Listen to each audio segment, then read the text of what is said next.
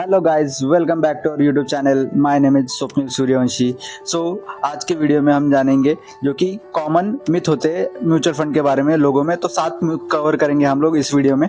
सबसे पहला मिथ होता है कि mutual fund are only for rich. लेकिन ऐसा कुछ नहीं है। हम यहाँ पे 100, 500, 1000 से भी मतलब गरीब से गरीब इंसान भी इसमें इन्वेस्ट कर सकता है और वेल्थ क्रिएट कर सकता है।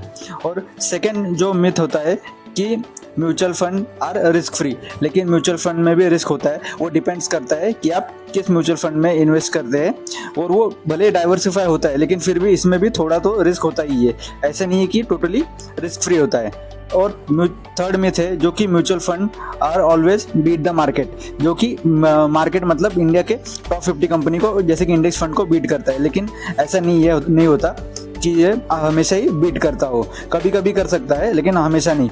और मिथ नंबर 4 है कि म्यूचुअल फंड और ETF जो है दोनों सेम होते हैं। लेकिन ETF और म्यूचुअल फंड दोनों ही इन्वेस्टमेंट व्हीकल है, लेकिन दोनों भी अलग अलग तरह से मैनेज किए जाते हैं, अलग अलग तरह से ट्रेड होते हैं और उन पे टैक्स भी अलग अलग तरीके से लगता है।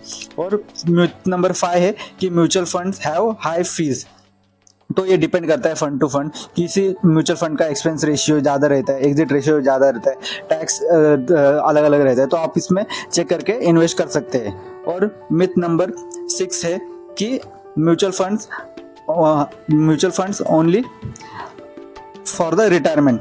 बहुत से लोगों को लगता है कि म्यूचुअल फंड में इन्वेस्टमेंट मतलब रिटायरमेंट के लिए होने चाहिए, जो कि वो 10 से 15 साल 20 साल तक इन्वेस्ट कर सकते हैं। लेकिन आप अपने हिसाब से भी किसी का शॉर्ट टर्म के लिए वो पैसे जमा कर रहा है, कोई वेकेशन के लिए कर रहा होगा, तो कोई नई कार के लिए या नए होम के लिए भी पैसे इन्वेस्टमेंट म्यूचुअल फंड में कर सकता है। और मिथ नंबर 7 है जो कि लास्ट है कि म्यूचुअल फंड गारंटी करता है आपको प्रॉफिट हो गया होगा। लेकिन ऐसा नहीं है। अगर आप पास में देखेंगे तो हर साल म्यूचुअल फंड पॉजिटिव रिटर्न नहीं देता। कभी कभी ये निगेटिव में भी चला जाता है और ऊपर नीचे होता है। लॉन्ग टर्म में भले ये ऊपर जाता है, इसके लिए वो रिटर्न एवरेज हो जाते हैं। तो चलिए हम समरी पे आ जाते हैं। तो सबसे पहला मिथ था mutual fund only for rich. Second, mutual fund are risk free.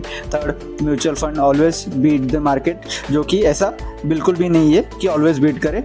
और फोर्थ नंबर पे है म्यूचुअल फंड और ETF आर सेम होते हैं। और फिफ्थ पे है mutual funds have high fees. 6 पे है mutual fund are only for retirement. 7 पे है म्यूचुअल फंड गारंटीज प्रॉफिट।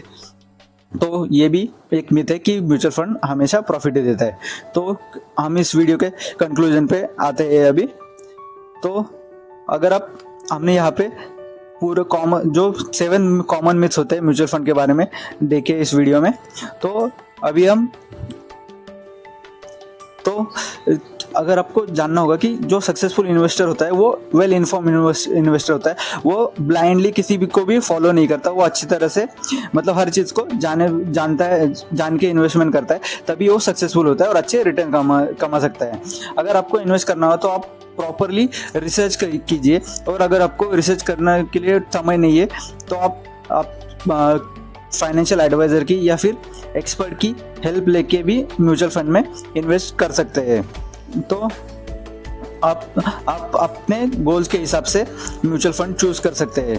तो इन्वेस्टमेंट डिसीजन सबके पर्सनल होते हैं। तो आप अपने गोल्स के हिसाब से इसे कितने साल के करना है वो आपके ऊपर डिपेंड है। अगर आपको कार लेनी है या फिर घर लेना है या फिर वेकेशन पे जाना है, तो किसी का 5 साल का, 3 साल का और 10 साल का भी इन्वेस्टमेंट होराइजन हो सकता है। तो आप उस हिसाब से इसमें इन्वेस्टमेंट कर सकते हैं। अगर आपको वीडियो अच्छा लगा रहेगा तो इसको थम्स अप कीजिए और ऐसे ही इन्फॉर्मेटिव वीडियोस के लिए मेरे चैनल को सब्सक्राइब कीजिए। अगर आपको कुछ भी डाउट रहा, फिर भी अगर आपको कुछ डाउट रहा होगा या फिर आप चाहते हो कि मैं कोई स्पेसिफिक टॉपिक इस अगले वीडियो में कवर करूँ, तो आप कमेंट में लिख सकते हैं कि मैं कौन से टॉपिक पे अगला वीडियो बनाऊँ। तो thanks for watching. I hope you like my video. So we will see you in a next video. और अगर आपको इन्वेस्टमेंट आपकी जर्नी स्टार्ट करनी हो तो मैं डीमैट अकाउंट का लिंक, अपस्टॉक का लिंक नीचे कमेंट में दे दूंगा। वहाँ से आप अपना फ्री डीमैट अकाउंट ओपन करके आपकी इन्वेस्टमेंट जर्नी